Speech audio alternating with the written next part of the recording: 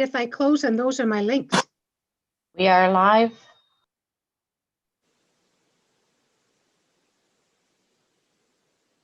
Are we ready to start? Okay. Welcome everybody to the Township of North Dumfries regular council meeting dated this Monday, September 28th. It's done by teleconference, video conferencing. And due to COVID-19 and recommendations by Waterloo Region Public Health to exercise social distancing and public gathering thresholds, Township Council meetings are currently being held electronically.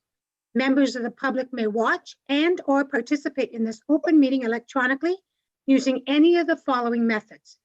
Watch the live stream by accessing the meeting at calendar.northdumfries.ca/council. Under the video column, click on the link for the meeting date that you wish to watch. You do not need a YouTube account to watch live stream. You cannot directly participate in the meeting via the live stream as this is for viewing only.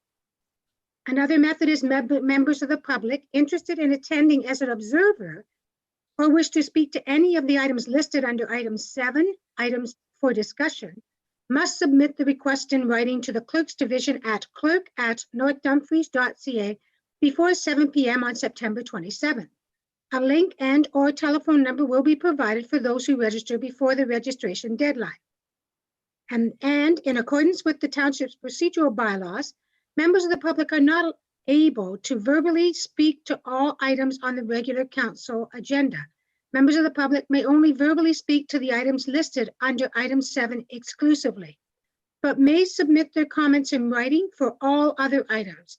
If you would like to comment on a particular item, members of the public are invited to submit written comments at clerk@northdumfries.ca, which will be provided by the mayor and council prior to the meeting and will form a part of the public record.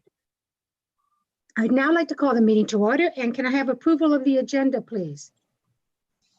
Certainly. So that's moved by Councillor Rowland, seconded by Councillor Gillespie, that council adopt the September 28th, 2020 regular council agenda as presented. Mayor Foxton, your vote on the motion?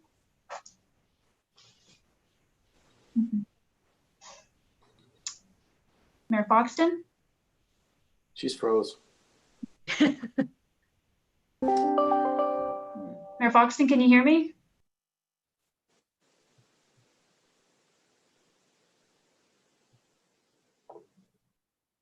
So Ashley, you may want to go around the rest of the council. She's back.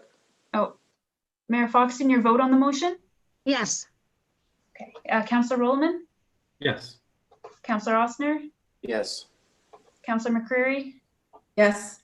And Councillor Gillespie? Yes. Okay, that motion's carried. Thank you. Is there any disclosure of pecuniary interest and general nature thereof? Seeing none. Presentations, there are none.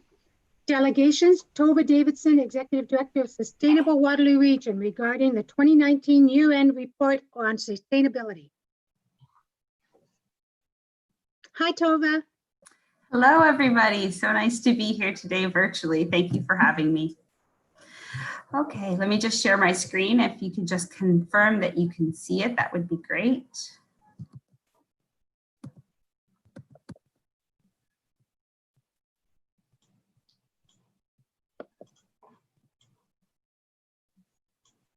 We good? Yes. Wonderful. So thank you, Mayor Foxton, councillors, for allowing me to bring my annual presentation on the update of sustainability in Waterloo Region. It's my pleasure to be here, and I wanted just to start with an acknowledgement and a recognition to the township for all the incredible work that you've done over this past year, and the award that actually we gave to you and your counterparts in all the municipalities. Mayor Foxton was on the radio with me a week in April when we were celebrating the fact that all of the municipalities in Waterloo Region now are part of the Regional Sustainability Initiative, all have joined Partners for Climate Protection, and we are collaboratively all working towards a long-term strategy and short-term plan to meet our collective target to reduce our carbon footprint by 80% by 2050. So congratulations to the township. We're now figuring out how to get the awards to you in a COVID-friendly yet celebratory way. So stay tuned for that one. We're here today and I'm going to share with you some of the things that are going on with us. And we know that organizations in our region have proven that that low carbon business model is profitable and possible. And it's our job to support the growth of organizations in our community. And we're so honored to be able to do that. We do see that there is movement forward, even in this COVID world. And from the throne, from the speech, we heard a lot about building back better. And so we see that there is momentum to integrate into our economic recovery, the creation of a clean economy. So we're so excited about that. And this is a global challenge, but we need to work locally and we need to look at all the technologies that exist. And we know now that all the technologies do exist to take us to that low carbon future. Happy to share a couple of quick updates from our programs. The Regional Sustainability, of which the township is indeed a member, had incredible growth in the 2019. We went from about 70 members to 95. So we grew very quickly last year. And of all the members that had set targets, they committed to reducing the emissions collaboratively by 65,560 tons. But in fact, they actually reduced them by 69,471 tons. All while being, agree, all while being prosperous and stronger businesses. And there's all kinds of reasons to do this. There's great risk mitigation, employee retention and attraction, cost savings, even great branding that goes along with it. So kudos to those members. The TravelWise program actually is offered in partnership with the region of Waterloo, and we saw really big growth in this area, in this program as well. And that growth was in part because of the LRT coming online. Lots of the station areas saw big growth in the membership, and that number you see across the top in the orange bar is the number of discounted transit passes that employees purchased. So these are used not only for their commuting time, but also just for their transportation around the region. So really excited to see that growth as well. In Charge WR, we work with the adoption of electric vehicle technology. And so we're looking not only at the vehicles themselves, but also at charging station infrastructure, all of that kind of thing. And if you talk to someone who drives an EV, they'll tell you that they're looking for chargers in their destinations. So for many organizations, it's employee retention and attraction, but for communities, sometimes this is a tourism issue to attract those people to their communities. And the $14,000 subsidy from the provincial government was stopped in 2019. So we wondered what the numbers would be like and whether we would see growth, but we did indeed see growth. Our community target was 1,000 EVs in the region by 2020. We blew that out of the water in 2018 and continued that growth in 2019. And an insider bit of information I've heard, great growth. The insider information I've heard is that they're thinking within the next 5 years, electric vehicles would be on par in cost from combustion engine vehicles, making them much more accessible, which will be fantastic. And by then my Honda Fit will be ready to be replaced. In the Climate Action Program, which is actually run in partnership with all 8 municipalities, and SWR and Reap Green Solutions provide this program together, we have our short-term target, which is 6% reduced by 2020. So at the end of this year, we'll be doing a reinventory, and this is going to be very interesting to see what happened to our carbon footprint in Waterloo Region during this global pandemic, during this shift in how we live and do business. So that'll be coming out probably late 2021, early 2022. And we do have that long-term target of 80% reduced by 2050. And it was unanimously approved. So kudos to all of you for seeing that this is part of what we need to be working on together towards that better future for everybody. The regional carbon footprint originally in 2010, which is our baseline year, was broken down like this. So you'll see that the largest contributor at 44% was transportation. Next was workplaces, 19% was homes, and the remainder was agriculture and waste. And by 2015, we had a 5.2% reduction in our emissions. Following that, in 2015, this was how our footprint was broken down. And we did see growth in our footprint in transportation, 49% now, 27% for businesses, and 18% for homes. And the numbers in agriculture and waste stayed about the same. But the exciting thing here to share is about when we did the long-term outreach visioning with the community. So I'll wrap up with that in a moment. The Evolve One building, if you haven't seen it, is the first of its kind low carbon building in in Canada. It is a zero emissions building, very first ever built. It is energy positive, so it generates more energy than it needs, and it's done entirely within a developer's approved budget. So it's a totally replicable model. And if you know any developers who are interested in this, the feasibility study for how to complete a building like this is housed on the FCM website, and there's a link on our website in the Evolve One page. We actually are now housed at the Evolve One building in the Evolve Green with our co-partners, Laurier, UW, and the Accelerator Center. And together we're working on some pretty cool programs we hope to launch later this year to address some of the community-wide sustainability issues as a collaborative for the whole community and bringing everyone into the solution. So stay tuned for that. So to end with the vision for our community in the long term, when we were working on this long-term strategy and short-term plan for climate action, which will be coming to councils later this year, we went out to the community to ask them, what did they think our community would look like if we reached this long-term strategy and short-term plan? And what we heard was that they did think about, the community did think about things like clean water and clean air. But more than that, they understood that a low carbon future was a more prosperous future, a healthier future, a better belonging future, one that is better in all ways, and that quality of life is tied intrinsically to the environment. So we were so excited to hear that.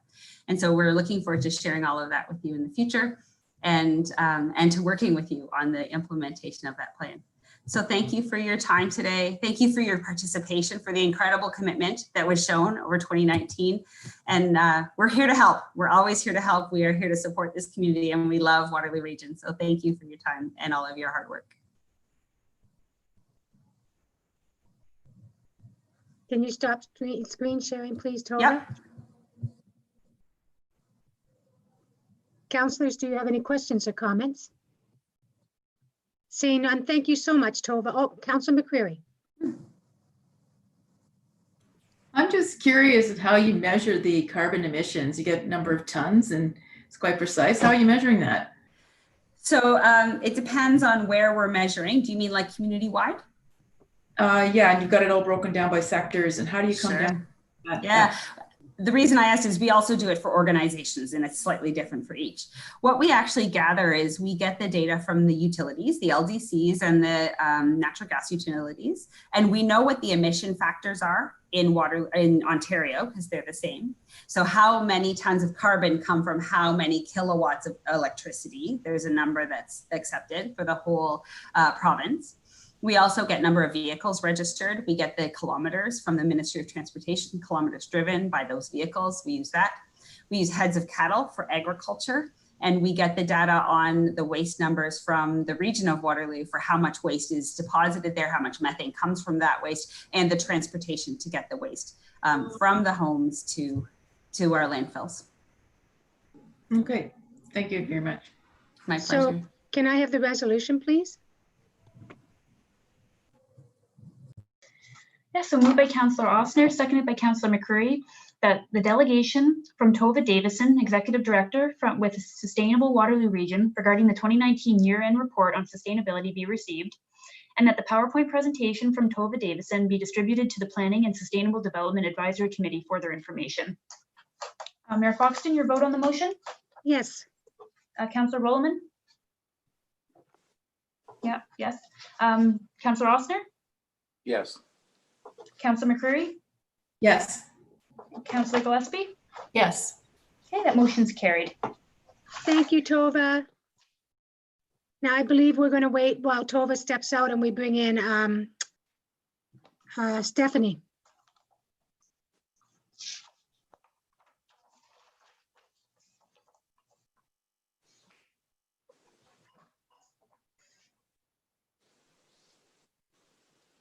Looks like Stephanie's there.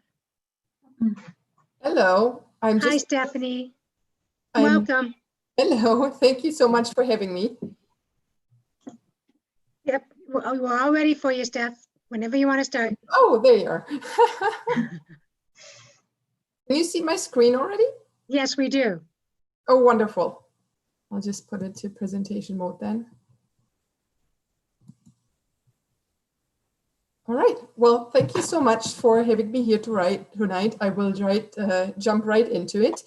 I am here to present about RARE's land securement strategy because I think it would be of great interest to the councillors and staff alike. I know Madam Mayor has seen it already, so thank you for having us here tonight. As many of you know, as a Land Trust and Environmental Institute, conservation has always been RARE's priority. And we currently own 989 acres of conservation land in Waterloo Region and Wellington County. And we're pretty much getting close to celebrating our 20-year anniversary next year as our education and research programs continue to grow. And we're also currently in the process of finalizing our next 5-year strategy and plans. And one real key focus really will be to launch and implement the Rare Sites Land Securement Strategy, which I will be presenting here today. So as all of you, I'm sure, are aware of, Waterloo Region is home to more than 550,000 people and expected to grow by 35% over the next 20 years. And with this increase in population, land is increasingly becoming more highly sought after. And it is really important that we also grow the percentage of conservation land alongside development projects to protect the ecosystem services and other benefits our health and well-being depends upon. So in 2014, Chris Gosselin, who was the planner at the region at the time, hosted a first meeting here in Waterloo Region. And his goal was to kind of fill the gap this arrow is pointing at, because we didn't really formally have a multi-property land trust at the time that really could focus on a grassroots effort to protect more conservation lands in Waterloo Region. There are a number of organizations who have protected land at any given point in time, but most of those are not actively pursuing land conservation projects in the area anymore currently. So that means they're not actively trying to acquire or secure more land through other methods. So after meeting with many community members, the Rare Sites Land Securement Team was founded, which has representatives of many of these other conservation partners and also other interested volunteers from the community. And our main goal was really how can we grow RARE to become a multi-property land trust that kind of fills this gap on the map and covers Waterloo Region, Guelph, Wellington with the effort to protect more land. So what is the whole purpose of this? Well, the purpose of a land securement strategy is to identify parcels of interest for conservation. And in our case, this basically meant applying a watershed perspective, as natural lands and ecosystem services really don't stop at any municipal boundaries, and protecting the tributaries and headwaters of the Grand, for example, will have a major effect on communities that are downstream from there as well. And the main criteria that we applied included ecological significance, connectivity, and the size of potential parcels of interest. So basically, we determined desirable characteristics of conservation land, like, for example, wetland, woodland, floodplain, or the proximity to already existing secured land. And thankfully, in Waterloo Region, there is considerable overlap with these types of features with the Greenlands network. So this was then also followed by considering urbanization threat, potential for funding for such projects, and the geographic dispersion to really serve every lower tier municipality on the map. And of course, we also kind of wanted to limit it to a number of landowner contexts that can reasonably be approached in a 5-year program.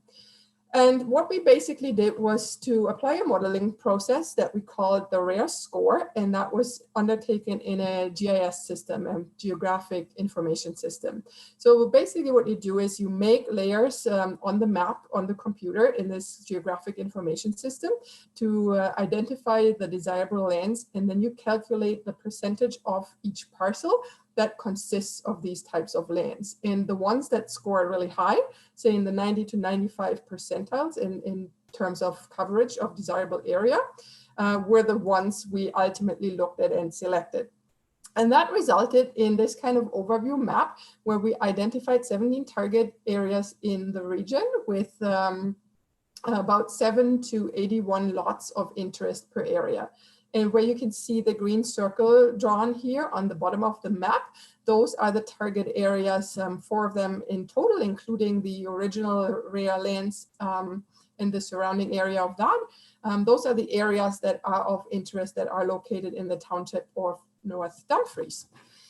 So what are kind of the specifics and the targets of this? So overall with our strategy, we would like to see an additional 400 hectares of land secured in the next 5 years. And there is a number of projects that are already kind of underway in different states of progress and development across Waterloo region. And in those 4 target areas that in North Dumfries, there are also a couple of projects that are already underway. So one project I would like to share with you tonight, because it's really relevant, is in the Roseville Swamp. And this will likely be one of the first acquisitions under this new plan. And it's actually going to RARE as a land donation from the Reiner family. So the Roseville Swamp is of really high interest for conservation. And what you see here on the map, those kind of mint green parcels and the one that's more sort of like a peachy color, those are parcels that are already protected either by the GRCA or Waterloo Region Nature. And the area that is encircled here by the blue line is of high interest for conservation. So it means it's really high quality land with a lot of species of interest that are worthy of protection. It's very connected, and it has a lot of these significant important habitat types that we are looking at. And this parcel that is outlined in pink here is the parcel that will hopefully close as a donation to RARE by the end of the year, which would be an amazing first result. I think it's just over 40 acres, I want to say. To wrap this up, most landowners are not yet aware that this opportunity to work with RARE on their lands for conservation exists, because mostly what landowners know is kind of 2 options. They can either sell their land or they can leave it to their children. So this is an exciting new opportunity to look at some of the other methods that are possible, including a donation of conservation land to RARE, for example. And we are EcoGifts recipients, which is a government program that comes with a lot of benefits to the landowners who decide to make such a donation on their tax returns in particular, but also if they really want to make sure their property is protected in perpetuity, because only qualified land trusts can receive such specific land donations. This is everything I wanted to present to you tonight. I am really thankful for the good partnership with the township in the past on various projects. So really why I'm here tonight is I would like you to learn more about it. And I think you have received our land securement strategy document that goes over many of these methods and kind of the science behind it and the ideas behind it in more detail. So I really recommend you hopefully can find some time in your busy schedules to read that. And if you hear from landowners, or if you hear about projects or development projects that come up where there might be land that could also be of interest for a conservation project, we are very happy to work with you on that, because it has a lot of benefits for the communities. And as many of you know, we are to 85% funded through individual and private donations from foundations. So we're not here to asking for financial support, but really to kind of adopt this idea in spirit with us and hopefully work with us for a green, sustainable future in Waterloo Region and the township. Thank you. Thank you, Stephanie. Stephanie, you do share your information you want posted out, don't you? What I was thinking is, if you're thinking of other ways that people can hand it down instead of to their families or selling it. And if you had some kind of post that we could send out on social media for you, we would do that. Yeah, that's a great idea. I speak to my communications team and they can prepare something kind of like a little infographic almost, or something along those lines. Perfect. That's perfect. And then we'll share it on Facebook and Twitter if we can. Yeah, it's a great idea. Thank you so much for that. Councilors, any questions? Okay, can I have the resolution, please? Certainly. Moved by Councillor Gillespie, seconded by Councillor Rollman, that the delegation from Stephanie Subik-Swant with RARE Charitable Research Reserve regarding RARE's expansion and the long-term planning efforts to preserve more conservation lands across Waterloo Region be received, and that the PowerPoint presentation from Stephanie Subik-Swant be distributed to the Planning and Sustainable Development Advisory Committee for their information. Mayor Foxton, your vote on the motion? Yes. Councillor Rollman? Yes. Councillor Osner? Yes. Councillor McCreary? Yes. Councillor Gillespie? Yes. Okay, that motion's carried. Thank you, Stephanie. Thank you so much. Good to see you. Take You care. too, take care. We'll let Stephanie take out time to get out. Oh, that was fast. Okay, now we're going to move on to the committee of the whole. And 6.1.1, adoption of the carried resolutions from the September 14th committee meeting. And September 28th, right? Yeah, the September 14th Committee of the Whole Right. recommendations. Yeah. Okay, council meeting, what is this? I'm not sure what all this paperwork is. Okay, do you want to start with that one, Ashley? I don't think you have to read the whole thing Yeah, I can say as presented, but because So it is moved by- 3 pages long, right? yeah, those are all the recommendations coming out of the September 14th meeting. Does anyone have any questions or comments before it's read? Seeing none, go ahead, Stephanie, as presented. Moved by Councillor Gillespie, seconded by Councillor Ossner, that council adopt the following recommendations as listed in 6.1.1A through to K on the agenda as presented by Committee of the Whole dated September 14th, 2020, and that's 1 through 11 as presented. Who did Mayor you say it Fox- was moved by? Moved by Councillor Ossner? Okay, I have it down as Councilor McCreary and seconded by Councilor Austin. Yep, so yeah, I'm sorry, moved by Councillor McCreary, seconded by Councillor Ossner. Okay, Yeah. thank you. All right, Okay. and I say yes. Okay, Councillor Rollman? Yes? Yep. Yeah. Councillor Ossner?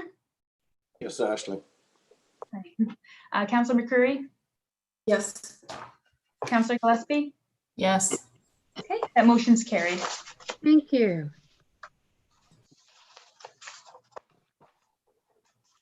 Okay, just getting to the proper page here. So 6.2, which are the approved minutes.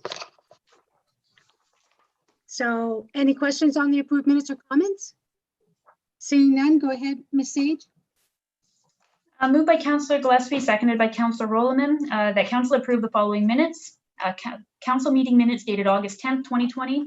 Special council meeting minutes dated August 11th, 2020. Special council meeting minutes dated August 19th, 2020. Special council meeting minutes dated August 29th, 2020. And committee of the whole minutes dated September 14th, 2020. So Mayor Foxton, your vote on the motion. Yes, please. Councillor Rollman? Ashley, I vote yes. Thank you. Councillor Oster? Yes, Miss Sage. Councillor McCreary? Yes. Councillor Gillespie? Yes. Okay, that motion's carried. Thank you.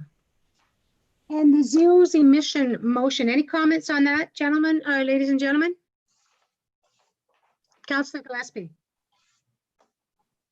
I was wondering, why are these things so expensive? We just found out that they're wanting to put or getting more electric cars in. And like, it doesn't make any sense that these things are so expensive. So I think it's because it's new, because there isn't previous infrastructure. So it's the first time you start something, it's always way more expensive. But I'm just guessing. And then Ms. Stedall and then Councilor McCreary. So just included in the cost isn't just the construction and the installation, but it's also running the hydro and, you know, there's putting this, it's in the cloud is where some of this information goes when they actually charge their vehicles for their different accounts and things. So there's a whole number of different items go in, but there's also consultants. And the mayor is correct, is that because it's the first time where they've had to do a design component, we've had a consultant that's been hired at this point in time. So the costs have just continued to climb. Councilor McCreary. I guess this report was suggesting that we should, for the time being, abandon the project completely. However, I was wondering if maybe we should be at least having the design, keeping the design, so that in case there are some opportunities coming up for more grants or additional grants, then maybe we would be having a ready project where we could pursue this again with information that came from our first presentation about the increase in the use of electric cars, there might be more, at a later date, more granting opportunities and won't cost us quite so much money. Well, we And we might- decided to, I beg your pardon? Oh, and we would be ready because we would have the design. Well, we're not, we're turning down the first one for the library. The region did not want to go ahead with the library. We are putting them in at the NDCC with the region. Is that correct, CAO McNeely? No, I seen the head shaking.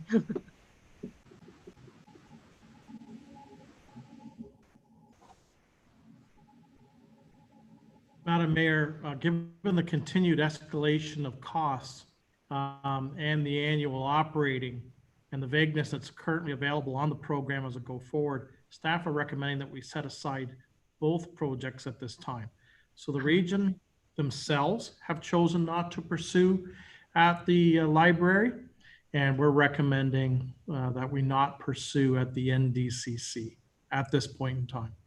So it's at this point in time. It doesn't mean forever. Councillor Ossner and then Councillor McCreary.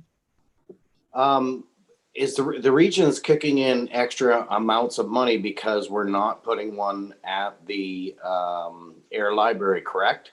So the amount of money it's going to cost us to put this facility or put this charging station up the NDCC, hasn't that been, subsidized quite a bit? Like, I mean, I can't imagine it's going to be a lot cheaper to do it in the future when we're basically getting double funded from the region, because we're not doing two, we're only doing one.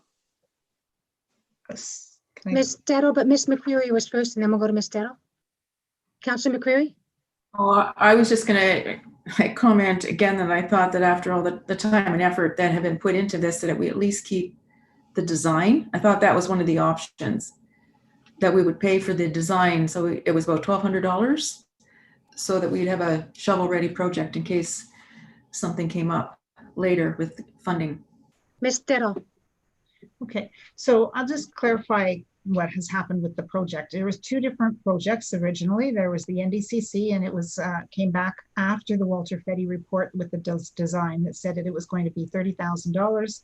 And the region said at that point that there would be the $10,000 coming from the Narcan grant. The township had already said that we would put in $10,000. And the region then said, because of the increased cost, they were going to put in $1,000 for that. But then the region decided as well, they were not going to do the library. When the discussion came back to council last time, council said, well, we really like it in the downtown because that makes more sense. That's where the businesses are.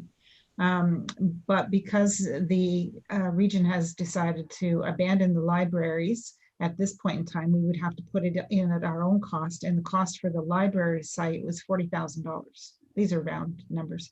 So the township would then, instead of having to bring in $10,000, we'd have to bring in 20 for the difference. They clarified that they could not contribute any more than the region could not contribute any more than the 10,000 that they originally offered. And the grant will not grow the $10,000 from the Narcan. So if we want to go to the Air Library site, it will cost the township $40,000. If we go NDCC, it'll be $30,000. And so the other part of it is, yes, the $1,200, we can, if you want to put that into the resolution, and that the $1,200 for the design be obtained from the Walter Feddy report for future installations, that it be funded, I'm suggesting, from the facility reserve. Thank you, Ms. Dettle. Councillor Ossner? But one of the options, number one, basically spells out doing the project at the NDCC, only, and that would be a cost of the township of $9,800, correct? Right. That one is still on the table. We can still go back to that. That was an option. See, that's the one I thought we were doing. I apologize. That's what I thought we were doing. Yeah, staff took a look at what some of the costs are, and these are still all estimates. And every time it comes back to us, it seems to be increasing in cost. So that's why I'm recommending that we might want to wait on this project. Councillor Roman? So thank you, Madam Mayor. Through you to Shelley. So if we're going to hold off on everything, shouldn't we look at all of our options? What about Gibson Street parking lot or next to Cenotaph? Is there any possibilities we could put a charging station in one of those two locations as opposed to the NDCC or the library? Through you, through the mayor to your Councillor Bowman, we would have to go back to the Walter Fetty and have them identify it. We've already had each of the other locations have already had the consultants in to take a look at the site and to do the schematics, and they've also had the electricians in to see how far. Those two particular sites, I'm not sure that there's a building close enough that we could run electricity from, and so it may be an additional cost to run it just from I think the only, correct me if I'm wrong, I think it would just be Light Standards that would be close by. So there would probably be more costs even just to get the schematics, the design. Councillor Osner was next, but I thought the Cenotaph did have power to it. But Councillor Osner. I thought we discussed this at one of the meetings, and the reason was the region wouldn't allow us a charging station on the regional road there. I thought that's the whole idea why we chose the Air Library. Yeah, sorry. So it looks like we don't want to abandon the thought. And I believe the motion reads that. Is that correct, CEO McNeil? So it does read that we're not abandoning it, but we're not going ahead with this project at this time. Councillor McCreary asked about the design, if we could keep the design, but I wonder if down the road there would be a better design and the design of today would not meet the purpose. CEO McNeely. Madam Mayor, one of the other concerns that staff have is the technology that's being deployed. There's charging stations and then there's rapid charging stations. What's being proposed through this program is just the traditional charging station. And when you take a look at the tenure of visits, whether it be at the NDCC or in the downtown, most of them are in the 20-minute to an hour, hour and a half time period. You will not get a full charge based on this technology. So, you know, we're also questioning the nature of the technology that's being deployed for the venues that have been suggested. And that would change then also the wiring design, because it's a heavier power draw for the rapid charger. So that's why staff have recommended that the project be set aside at this point in time. And, you know, it really warrants, you know, a further review, identification of other candidate sites, and then scope the technology based on the nature of the visit to that those identified sites where it may be appropriate to consider energy recharge stations. Councillor Osner. So then there's no sense proceeding with the detailed design, but because if we're talking about different locations, or we're talking about different charging stations, we're talking about different wiring and everything, doing a design now would be redundant, wouldn't it? Only if you're going to maintain the current technology, which is, as I said, just the traditional charging station. And when I look at the NDCC and the nature of the activity that occurs here, other than for staff, most visits don't really extend much beyond an hour in duration, or the vast majority would be an hour or less in duration. So, Councillor McCreary, can you agree that maybe the design would not be beneficial at this point?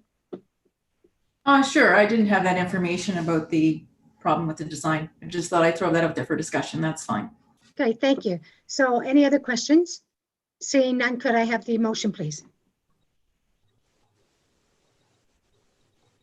So moved by Councillor Rowland, seconded by Councillor Gillespie, that report bin number 25-2020 Zero Emission Vehicle Infrastructure Program location update be received, and that the region be advised that the township will not be participating in this round of the Zero Emission Vehicle Infrastructure Program. Mayor Foxton, your vote on the motion? Yes. Councillor Rowland? Yes. Councillor Osner? Yes. Councillor McCreary? Yes. Councillor Gillespie? Yes. Okay, that motion's carried. Thank you. And next we have the treasurer's statement and the development charges reserve fund. And I believe this came out of the last meeting as well, where there was some questions in that in regards. Councillor McCreary. I've just got a couple comments or a few comments to make about the memorandum prepared by our treasurer. During the committee of the whole, I had asked for clarification about 3 of the capital projects that were paid through the development charges in 2019. And 2 of those I questioned. The treasurer has advised that she agrees they should be reversed from the account. That's the ball diamond groomer and the crew cab pickup. And I'm fine with that. The other one that was in question was the International Tandem Axle Dump Truck Snowplow, and that was much larger amounts, $258,000. And the information that we've got here in the memorandum says that in attachment number 2, that snowplow was approved originally in 2018 in the 2018 capital budget, and it ended up in the 2019 development charge account because there was late delivery and we didn't actually pay for it until 2019. So I just did some research on my own, and I got the 2018 budget book to look at how what had been approved in 2018, and the capital budget did actually show the snowplow being paid for through development charges. So that was part of the budget process, which is fine. However, I would kind of question why development charges would have been used to pay for the snowplow, since it's stated in the budget, there's a narrative about why the item was purchased. And it stated that it was to be used in the rural areas where there's limited growth, and that type of snowplow was needed to deal with heavy drifting and driving up and down hills. So now that was a decision that was made by previous council, which was 2014 to 2018 council. So I'm just saying, I just wonder why development charges would have been used. However, it was approved by prior council. So I am just going to let it go. I just wanted to raise the question of why it was. Dale McNeely.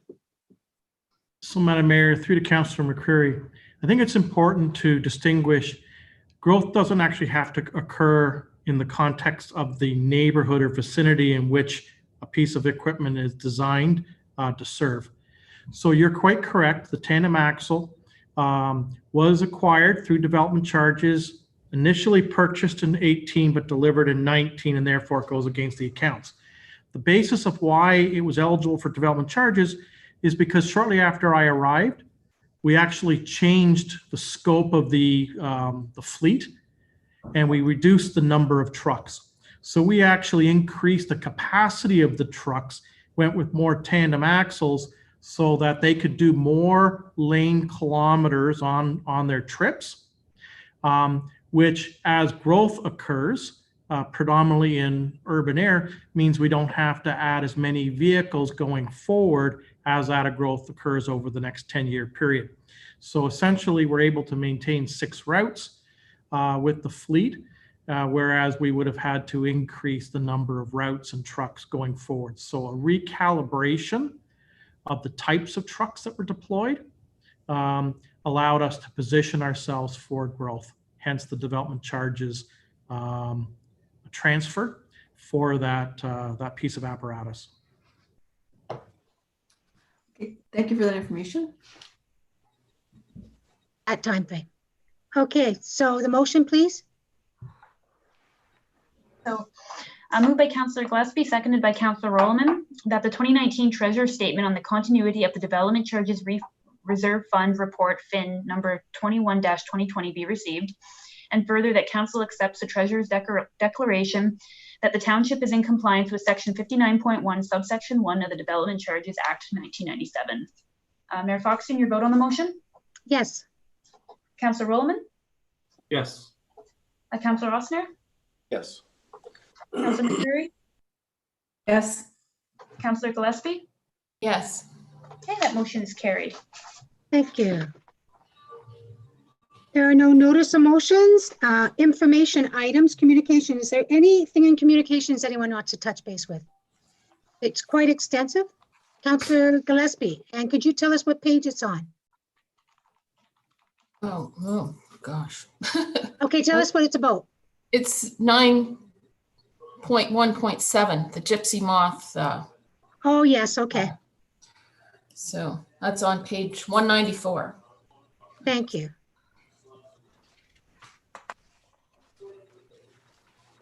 And your comment is? Oh, well, I was disappointed naturally that the provincial government is not doing anything, because I'm sure there's provincial lands in our area that could be covered with this. And I just wanted to know what our next steps would be. And can we publish this letter to the citizens to know that, so they know we've tried to do something and haven't been successful in that case, but we obviously have some ownership of trees in the township, and maybe we should be looking at something to help out this problem. Before CEO McNeely speaks, I'd like to say that several townships have backed us on this Yes, letter. I see that Woolwich has. When the Grand River Conservation Authority thinks it's urgent enough that they do all their lands, then I think it's definitely a priority. And this seems to be the type of letter that the ministry provides. And CEO McNeely, you're up. So, Madam Mayor, thank you. Through to Councillor Gillespie. So the ministry did identify that they've done some high-level surveillance and that they will be sharing that data with the township. So we will be receiving that information. Unfortunately, it's not going to I haven't seen the data, but I imagine based on the scale in which it was undertaken, it's not going to provide very much on a concession lot or a neighborhood level. It'll be probably more area wide in terms of the data.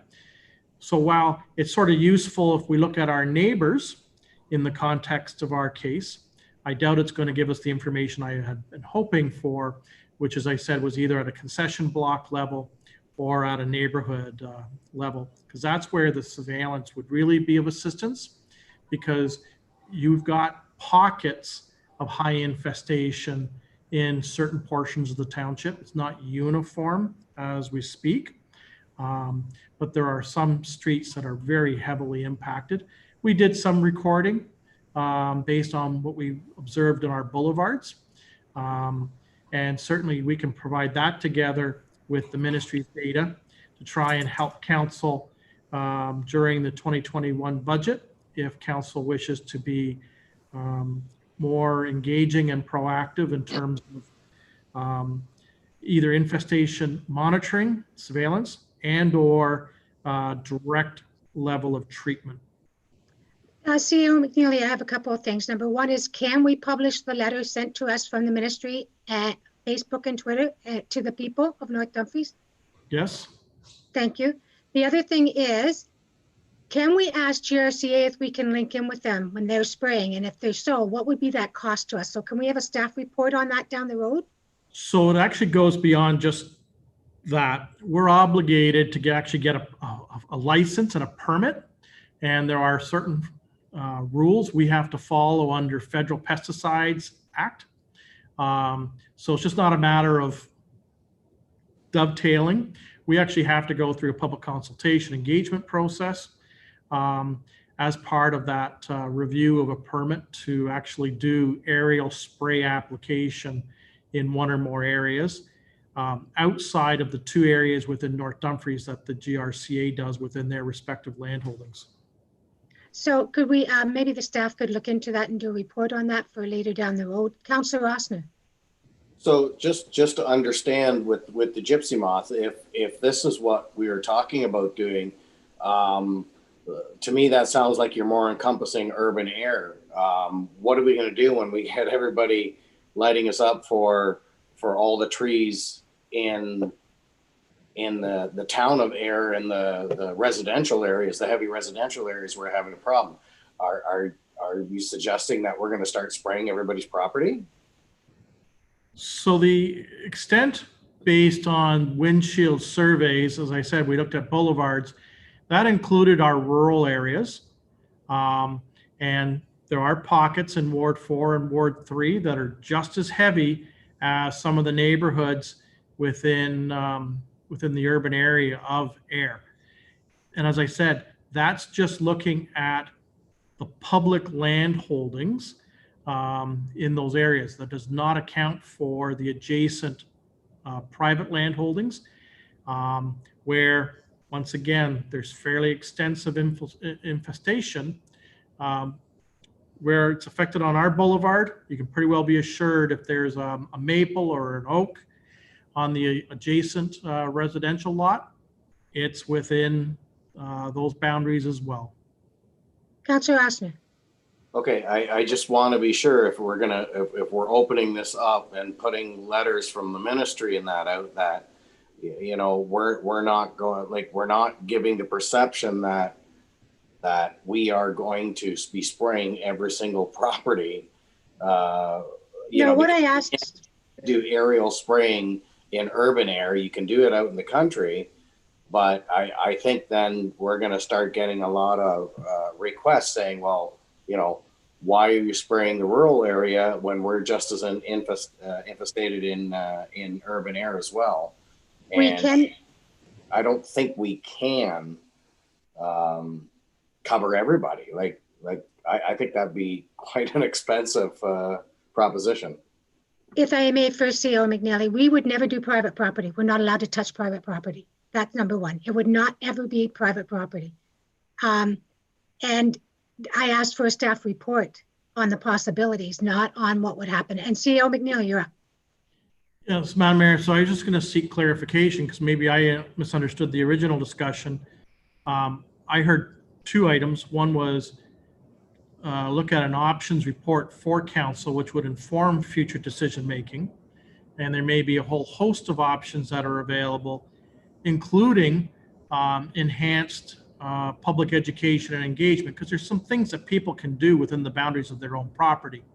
Some of that information's already been posted on our website in terms of what people should do on their property at different times of the year.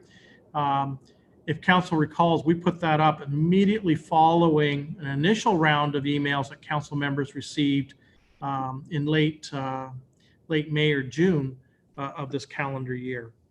The other element was to get a better understanding of what the process would be if we were to look at aerial spraying, including whether or not we can partner off of the GRCA current protocols and permits. But to my knowledge, there's been no direction from council to actually undertake an aerial spraying program. And certainly there's been no funds set aside either in 2020 or as we speak in the draft 2021 budget to actually formally undertake a program. So any other questions or comments? So staff will be directed to share the information provided by the Ministry of Natural Resources and Forests.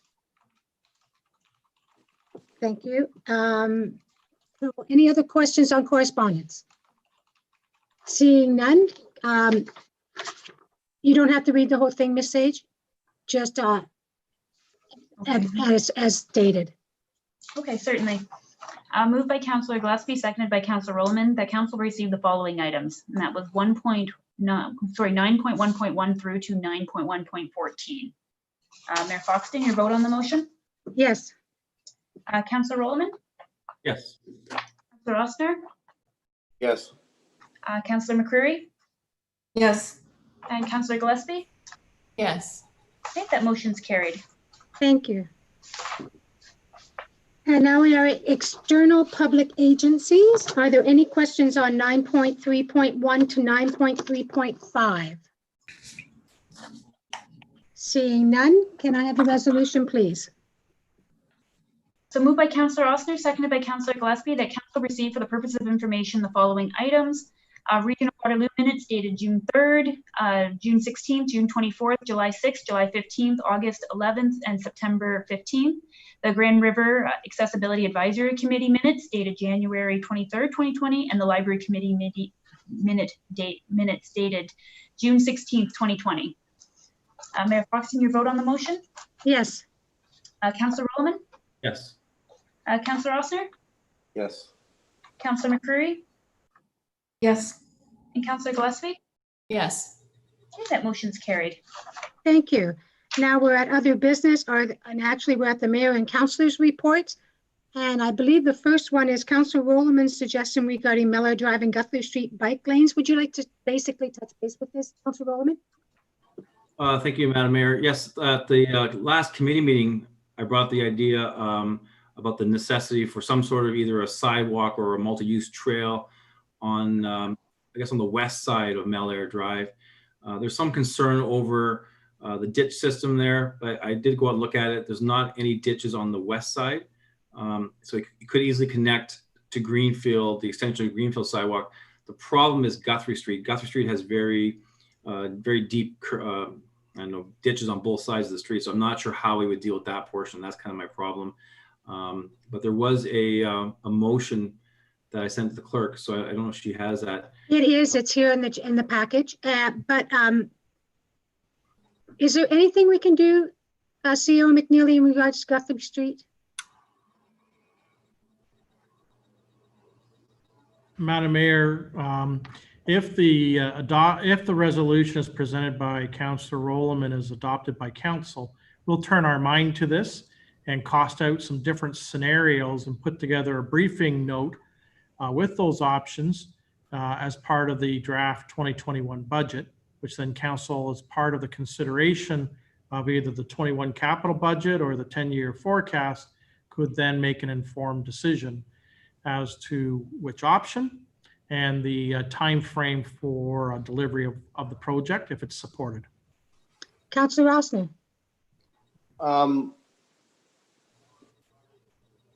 Is there a lot of bike traffic through the industrial area? Because we've got bike lanes going right up to the NDCC on Northumberland Street.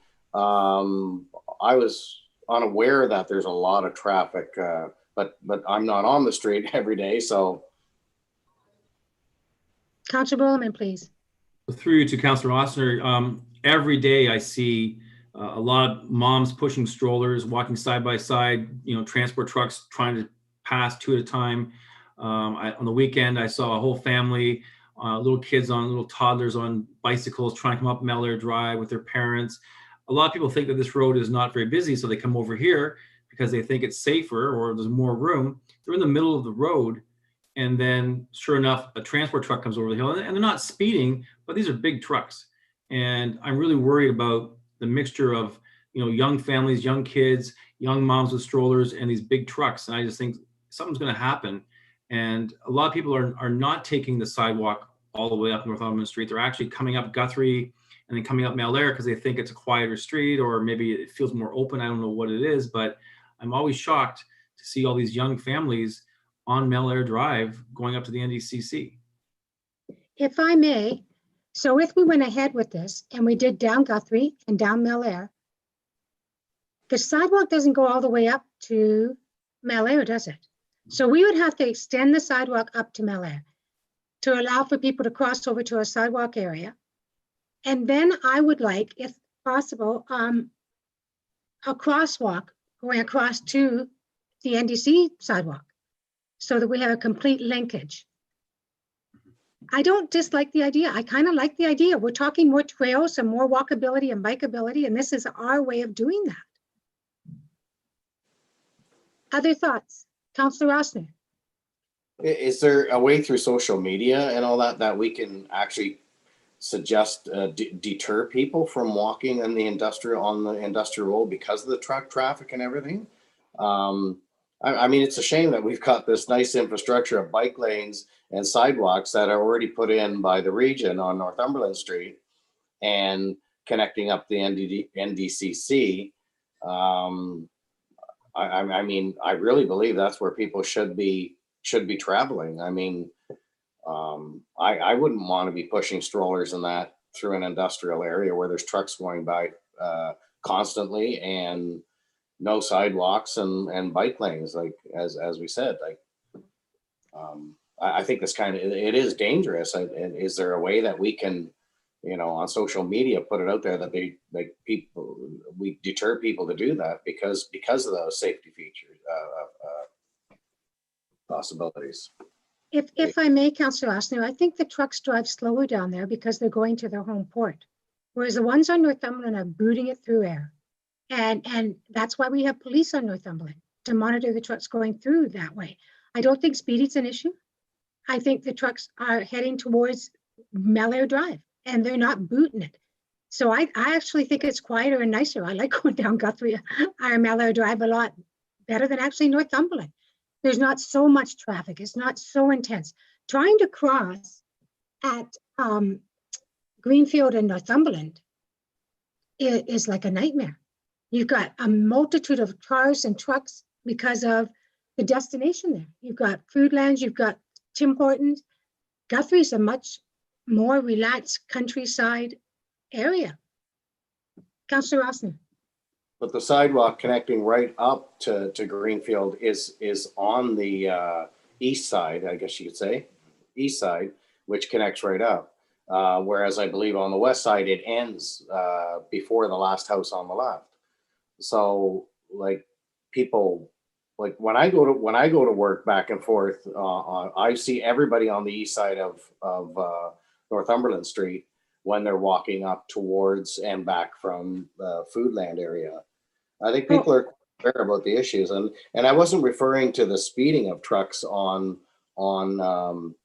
Malaire Drive or Guthrie. I was worried about the fact that, as Councillor Rowland said, there are no sidewalks and stuff like that. So I don't think it's very safe for people to be pushing strollers or walking up there, unless it's on they feel on a Sunday there's no traffic or businesses. I mean, I would feel very unsafe with taking my kids. I wouldn't take my kids up there.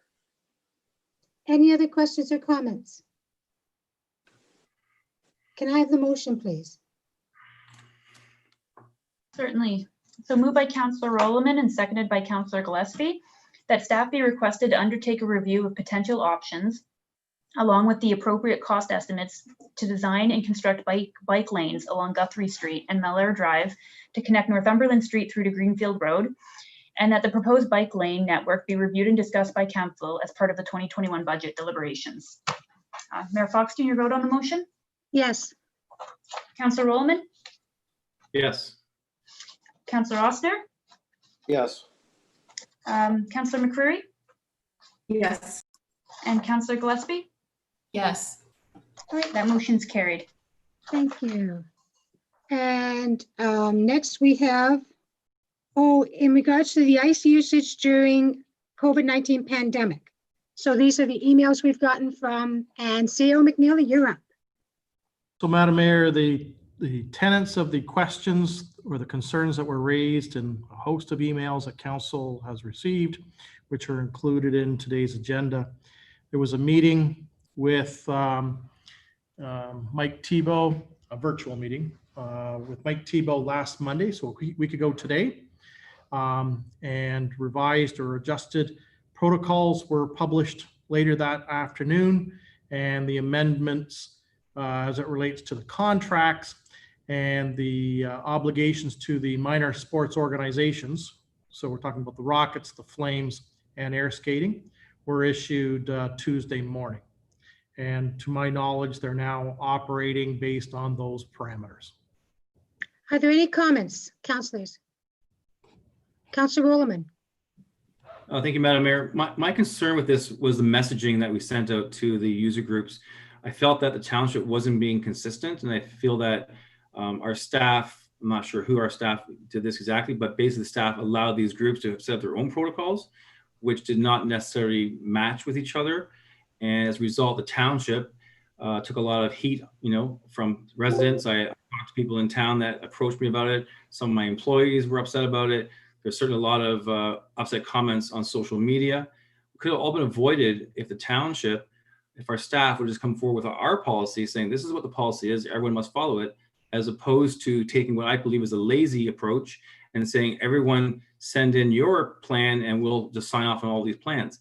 That is not the way to do this. During this COVID crisis, we should be the leaders saying, this is a policy, this is how we're going to enforce it, everyone follows suit. And I believe CEO McNeely, that's exactly what he did to correct the situation. And going forward, I'm sure that's how we'll handle it going forward. CEO McNeely? So just one small comment. It's also terminology. What one person uses as a game is not necessarily being interpreted by others as a game. So they're now doing scrimmages within practices, and they're not playing games if I look at the AMHA. So it's terminology that's being utilized, and it's not being, the same term isn't being consistently utilized. So anyways, the issue has been resolved.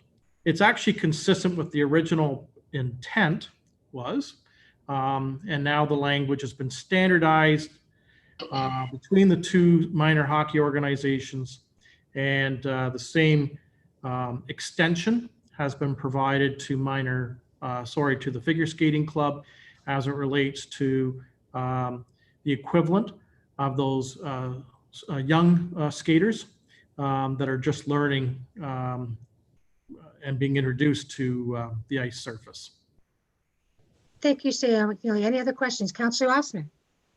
So just from the emails that went back and forth, it appeared to me that CEO McNeely had dealt with it appropriately. And I think from the emails that I read, everybody seems to be on par and happy with the solution. So I'm glad that Andrew and staff got that fixed up. Yep, right until the next COVID crunch comes down and we have to shut the ice down again. We don't know. We'll see. Okay, thank you. So next we have, there's no other, oh no, Councillor Gillespie and the water drainage regarding Queen Street in Branston. You're on mute. There we go. We have gone out there and fixed or put this little curb up there in front of her driveway. It's kind of a Mickey Mouse solution. So I'm just wondering, obviously they're not happy with that solution. So like the road hasn't been done for years. I don't know if there's anything you can do to fix the road at all, but it does kind of peak at the middle and then kind of slope out. So I can see where the water, I was over there, so I could see exactly where the water has gone. Now, I think there was some problems with their eavesdropping and stuff like that, which they attempted to fix. But I just wondered if there's any other solutions that could we put this in a budget to look at the road later on? CEO McNeely? So Madam Mayor, just to provide everyone with some context, property that Councillor Gillespie is referring to is 4 Queen Street. So that's at the northeast corner at Queen Street. It's the first home, and the road obviously is the original road, and there's no defined ditches in this vicinity of Branston. And so from the center line of the road, the water drains, I guess it would be easterly toward the gravel driveway on 4 Queen Street. So there was surface water going down their driveway off of Queen Street. And then it was compounded by imperfect drainage in and around their home, where they had downspouts emptying right beside their residence, both off a carport as well as the principal residence. So the homeowner has now placed extensions on their downspouts, pushing the water away from the residential apron, which will assist tremendously. Public Works staff were out approximately 10 days ago, 2 weeks ago, and put an asphalt curb across the width of the driveway so that any water flowing along or across Queen Street would rub up against this asphalt curb and would force the water southerly. And then from that point, generally we've moved it away from the residence, and the water would then naturally by gravity sheet drain toward the intersection and onto Victoria Street, where there's a low area just to the east of the intersection. So that's an immediate resolution. What I don't know is the width of the right-of-way at this location, nor do I know where the right-of-way limit, where the road is within the right-of-way. The home itself is probably 3 to 4 meters offset from the traveled portion of the road. So there's not a lot of real estate between the existing road and the edge of the building. And in this location, the road edge may be the edge of the township's road allowance. So we have to go out and actually retain a surveyor, survey where the road is, survey and confirm the road allowance. And then from that, if there is land available for us, we could be looking at placing an asphalt curb where basically we create a depression across their driveway and across their property frontage. We start probably to the north of the residence and capture all that water and then run it through that asphalt rolled curb right around the corner to the low point east of the intersection. So the solution interim may be fairly easy once we understand where our property begins and ends and how it interfaces with the existing lot line and building at 4 Queen Street. Thank you, CEO McNeely. If you could keep Councillor Gillespie informed as to the progress of this. Councillor Rollerman. Thank you, Madam Mayor. Through the CEO, I went through that neighborhood with the previous councillor, Councillor Ritchie, for a similar sort of issue. I remember at the time, one of the big problems there was a lot of the residents have filled in all their ditches. And I know the township has not gone and replaced a lot of those ditches, but I know people have been in Brampton, especially. It's happened in parts of Ayr as well, where they've filled in all the ditches, and now we have all these tremendous water problems. There didn't seem to be that many water problems here, 12 years ago, but now suddenly, we have all these problems. I'm wondering, do all these ditches being filled in play a role in this? So, Madam Mayor, through to Councillor Rollerman, I don't have the history of this area, going back more than 5 years. Certainly in the recent 5-year period, no, those ditches haven't been filled in, but I can't speak to that prior to July 2015. As a general statement, ditches serve a purpose. Not only do they allow our roadbed to properly drain, which extends the life of the road, but it also allows for the conveyance of surface water to a defined destination for outlet. And incrementally, if properties or ditches within the township's road allowance are filled in by others, or culverts are extended and they're not properly sized, it can interfere with the natural flow of water in our roadside network. We are spending a fair bit of money each year now going back and actually trying to recapture our ditch system so that we can properly drain our roadbed as well as convey water. As we witness more and more rain events, I know this summer was very dry, but if you take a look, we are experiencing, when we do have rainfalls, heavy rain over short periods of time. And unfortunately, like tonight, the ground is so dry and hard, these heavy rains, it hits the land and runs. Very little is being infiltrated into the properties, and it's incumbent upon us to have a proper drainage system. So as we're rebuilding roads, we are redeveloping, reestablishing our drainage system. It's adding cost to our overall road projects, but it's critical if we're going to maintain our infrastructure and mitigate against potential property damage on adjacent private properties going forward. Thank you, CEO McNeely. Councillor Rollerman. Councillor Rollerman, before you get, this individual did not fill their ditches as far as I know. I know the home and the individuals. They sat on several committees with me up 20 years ago. So I don't think they filled in. Can I just ask one question to CEO McNeely first, Councillor Rollerman? CEO McNeely, when we create these swells, would there be a swell that also would, because there are entrance to their driveways there too, where you're thinking of doing the swell, correct?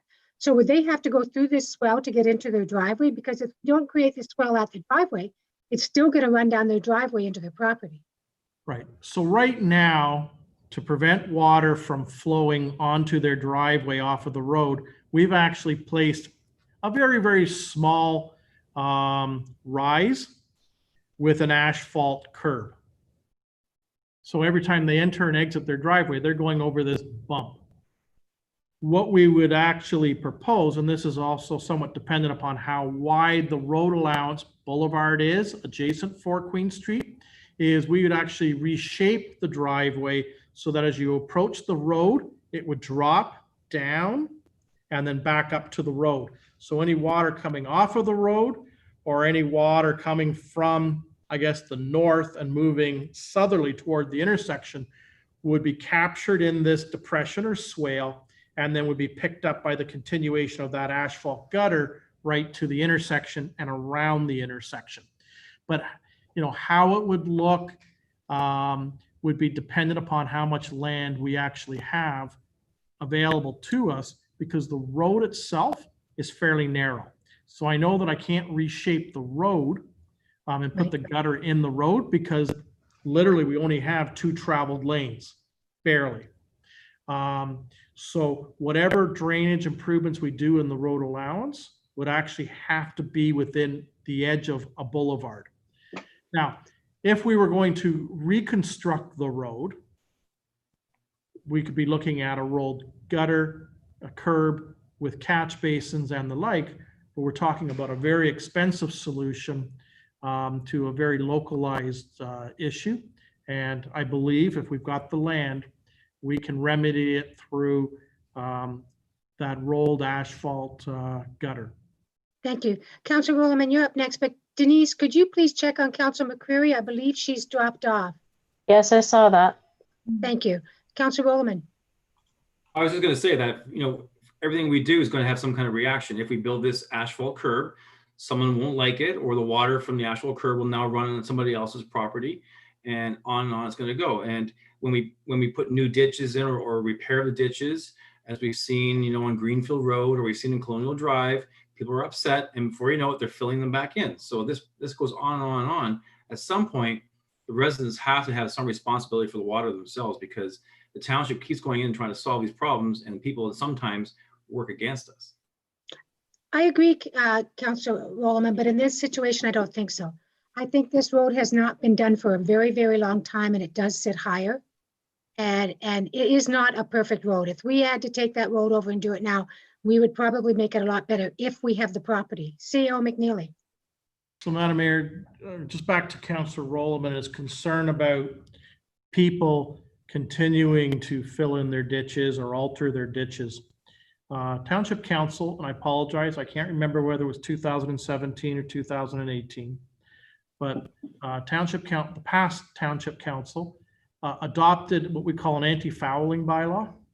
And one of it was works within our road allowance. So there's an actual permit now required.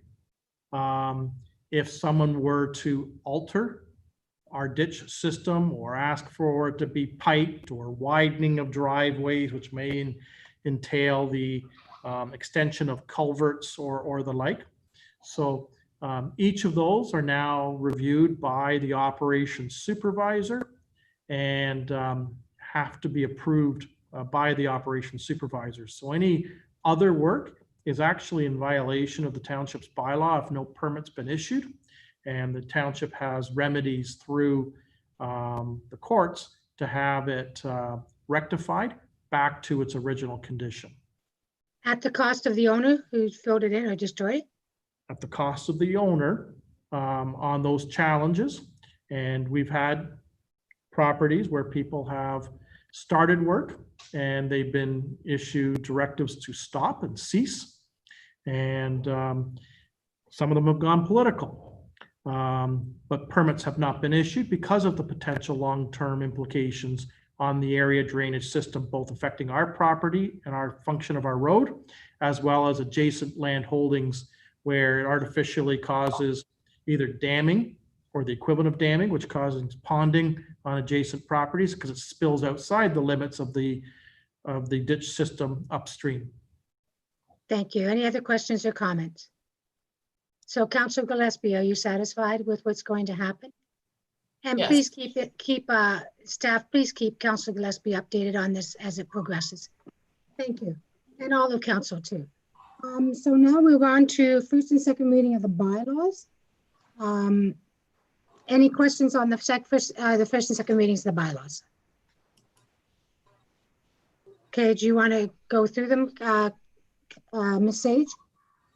Certainly. So moved by Councillor Osner. I have Councillor McCreary as a seconder if another member of council would like to. She's back on. She's back on. Back on? Just give her a minute. Okay. Councillor That's good McCreary, timing. you're on. Perfect timing, Councillor McCreary. So go ahead. Okay, so and that's moved by seconded by Councillor McCreary, that the following bylaws be taken as read a first and second time. Bylaw number 3184-20 being a bylaw to further amend general zoning bylaw 689-83 for lands located at 2384 Dundas Street South, 1550 Morrison Road, to add site-specific uses for the subject lands. Bylaw number 3186-20 being a bylaw to execute an amendment to a pre-servicing agreement between 2081788 Ontario Corporation and the Township of North Dumfries. Bylaw number 3187-20 being a bylaw to amend the township's parking and traffic bylaw number 2559-13 by adding new no parking restrictions around Jeddenburg Dam. Bylaw number 3188-20 being a bylaw to appoint a member to the Heritage Advisory Committee. And bylaw number 3189-20 being a bylaw to confirm the widening of Vincent Street and Howard Marshall Street public highways in the Township of North Dumfries. So Mayor Foxton, your vote on that? Yes. Councillor Rollman? Yes. Councillor Osner? Yes. Councillor McCreary? She's frozen. Nope. Councillor McCreary, your vote? Yes. Thank you. Okay, thank you. And Councillor Gillespie? Yes. All right, that motion's carried. Thank you. And I believe we're at third readings of the bylaw. You do not have to repeat them all. You can just say as stated. Okay, thank you. Moved by Councillor McCreary and seconded by Councillor Osner that the following bylaws be taken as read a third time and finally passed, and that's as presented on the agenda top sheet. Mayor Foxton, your vote on that? Yes. Councillor Rollman? Yes. Councillor Osner? Yes. Councillor McCreary? Yes. Councillor Gillespie? Yes. All right, that motion's carried. Thank you. And before we go to prepare to go into closed session, Ms. Sage, what would you prefer to be called? Are you still being called Ms. Sage? For the time being, yes, that's fine. Okay, you will update us should that change. I will, yeah. Thank you. Okay. Anything with Stephanie, huh? Okay, so we will now go into closed.